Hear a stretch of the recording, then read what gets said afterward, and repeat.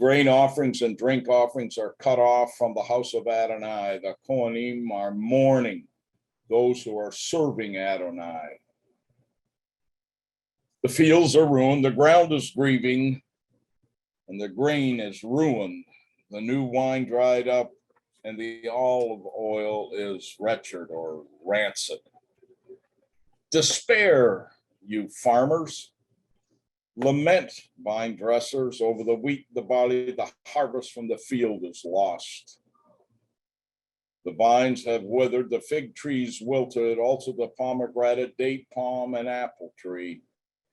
All the trees of the field have withered, and the people's joy has withheld and withered away.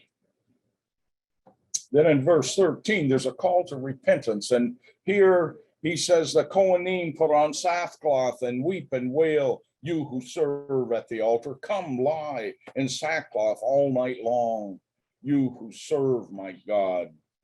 For the grain offering and drink offering are withheld from the house of your God. Proclaim a holy fast for a solemn assembly. Gather the leaders and all who live in the land to the house of Adonai your God, and cry out to Adonai.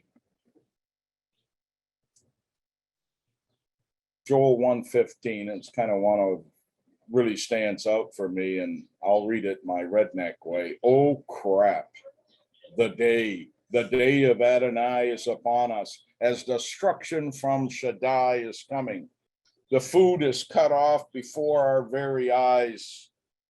Also joy and gladness from the house of God.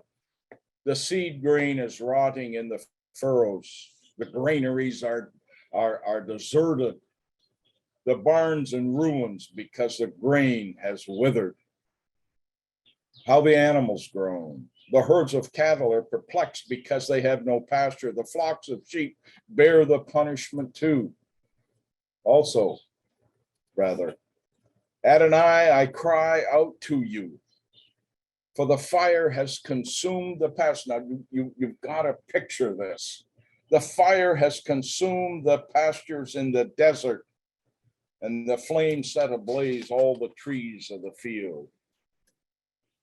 Even the wild animals come to you panting because the stream beds have dried up and the fire has consumed the pastures in the desert.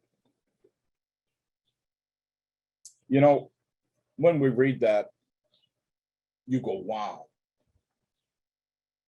They were in trouble. And so it is today, my brothers and sisters. We, the world, is in trouble. Joel 2:32. There are those who do not call on the name of the Lord. They sense no need for him, no joy in him. But it is impossible that the promise of the Spirit belong to them. Catch that? And the proof is Shavuot in Acts 2.